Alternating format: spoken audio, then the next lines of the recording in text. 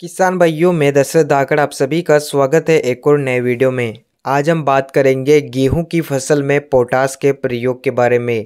किसान भाइयों, पोटास एक ऐसा तत्व है जिसकी हर एक फसल को आवश्यकता होती है। आज हम बात करेंगे कि गेहूं की फसल में किसान भाई पोटास का प्रयोग कब कर सकते हैं, क्योंकि बहुत से किसान भाइयों ने गेहूं की बुवाई कर दी है लेकिन अभी तक पोटास का प्रयोग नहीं किया है। तो वो किसान भाई गेहूं में पोटास का प्रयोग कब कर सकते हैं और किस प्रकार से गेहूं में पोटास काम करता है।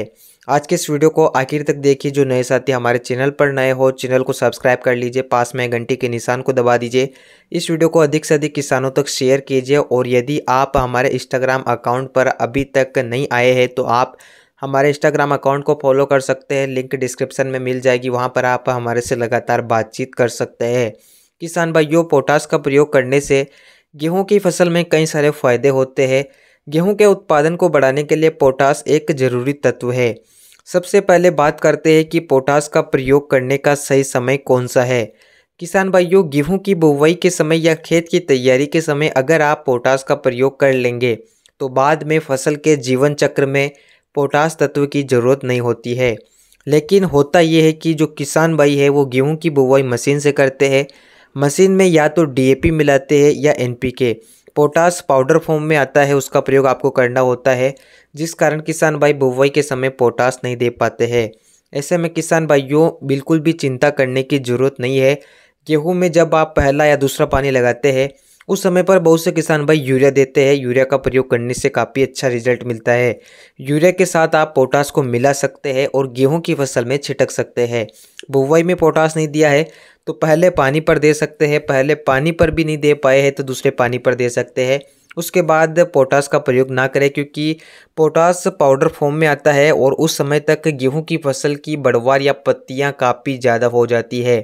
ऐसे में जो पोटास आप प्रयोग करेंगे हो सकता है वो पौधे की जड़ों तक ना पहुँचे, इसलिए पहले पानी या दूसरे पानी तक पोटास का प्रयोग आप कर सकते हैं। इसके अलावा खेत की तैयारी के समय अलग से पोटास का प्रयोग किया जा सकता है। इसके अलावा अगर आपने पहले दूसरे पानी पर पोटास नहीं दिया है, बुवाई या खेत की तैयारी में नहीं दिया है, तो वो किसान भाई क्या करे।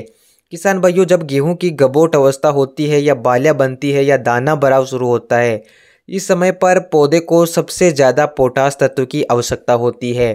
पोटास के कारण गेहूं की बालियां लंबी, मोटी, वजनदार बनती है, दाना ठोस और मजबूत बनता है। इसलिए किसान भाइयों को बालियां निकलते समय पोटास का प्रयोग करना चाहिए। इस समय पर छिड़काव के द्वारा पोटास का प्रयोग अगर आप करेंगे तो वही बात हो जाएगी कि पोटास जड़ों तक नहीं जाएगा, उसका रिजल्ट नहीं मिलेगा। इस समय पर स्प्रे के द्वारा आपको पोटास का प्रयोग करना है। आप एनपीके 05234 का प्रयोग कर सकते हैं, एनपीके 0050 का प्रयोग कर सकते हैं। स्प्रे के द्वारा पोटास की पूर्ति कर सकते हैं। तो किसान भाइयों, अगर आप पहले या दूसरे पानी पर पोटास दे रहे हैं तो 1 एकड़ में कम से कम 25 किलो प्रति एकड़ के हिसाब से आप पोटास जो पाउडर फॉर्म आता है उसका प्रयोग कर सकते हैं। इसकी मात्रा को थोड़ी कम या ज़्यादा अपने हिसाब से आप कर सकते हैं। स्प्रे के द्वारा पोटास दे रहे हैं तो 1 एकड़ में 1 केजी एनपीके खादों का स्प्रे आप कर सकते हैं, जिससे भी खेत में पोटास की पूर्ति हो जाती है।